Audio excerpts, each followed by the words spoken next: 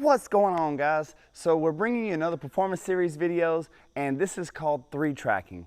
And 3 tracking is just simply being able to go in a straight line and having your hips off center, so the front left leg is making a track line, the front right and the back left are making a track line, and the inside back leg is making a track line. Whenever I went to the School of Equestrian Art in Spain, which is dressage school, basically they had me do this, every day for the first few days. And they call it 3 tracking. They call it hips in, hips out. Hips in, hips out. And after days and days of this, I felt like the Karate Kid. Wax on, wax off, okay, enough walking and trotting, hips in, hips out, hips in, hips out. What 3 tracking really does is it loosens up the haunches for you. It gives you real good control of the horse's butt. And so much of lead departures and flying lead changes comes from the control of that horse's butt. First and foremost, if you're watching this video and you're thinking about 3 tracking and you haven't seen my pivot on the forehand, pivot on the front feet video, we need to go back and watch that video, because that's really going to give you the button. But what we want to do is just make sure that we can put a leg a little further back, and where we show you how to disengage in the respect series of take their face and move it over their butt, that's the manual override. Now we're going to start installing a button, and I want you just to be able to bring a leg back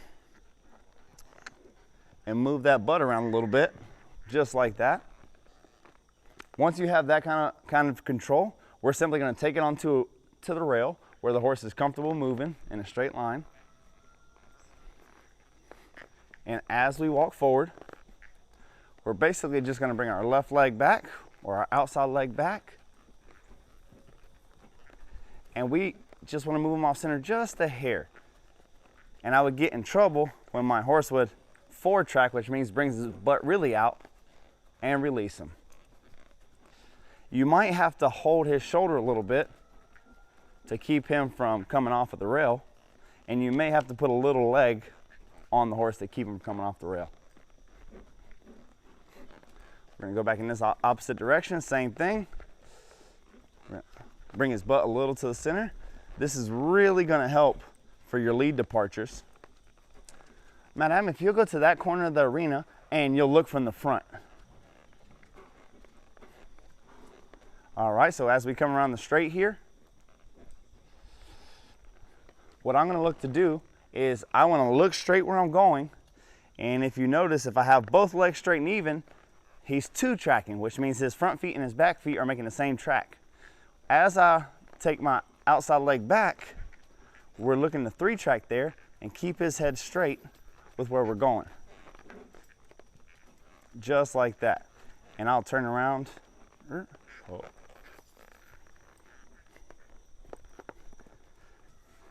So here I'm doing it with fanny out of walk, but you would like to get where you could do this out of trot and out of canter. So right there, pro tip, don't let that horse's, in the beginning you might have to tip your horse's nose out, but you don't want to have to do that for long. And release him. So now I'm going to come across this arena, straight to you. I'm going to be able to come straight at you here and put a right leg back, and you notice how my horse is moving crooked? This would really set up my left lead departure. Should be able to switch. And really the only thing that's changing here is the slide of my legs. As that leg slides back, since you've already taught him how to pivot on the forehand, and that comes from sliding the leg back and pushing his butt around, very slight changes in momentum. Another thing that really helps that is picking up that hip. Whenever we slide our leg back, we pick up that hip a little bit, and it really allows that butt to come off in that direction. The more of this that you practice, the more 3 tracking you're doing, walk, trot, or canter. In the beginning, just stay on the rail and move their butt over and release them. If you get a step or 2, release them, let them go forward again. Step or 2, let them go forward again. Remember, it's motion over maneuver. So it's more important that we're going forward than the 3 tracking, because we can always add more 3 tracking. The better and better your horse gets, you should be able to see that at the walk, then at the trot, then at the canter. So we'll be cantering, and we'll already cantering to the right, and we'll push his hips to the right. we'll take this horse right here and we'll speed him up a little bit, and we'll do the same thing. So right there, even gating, he can do that. Good boy.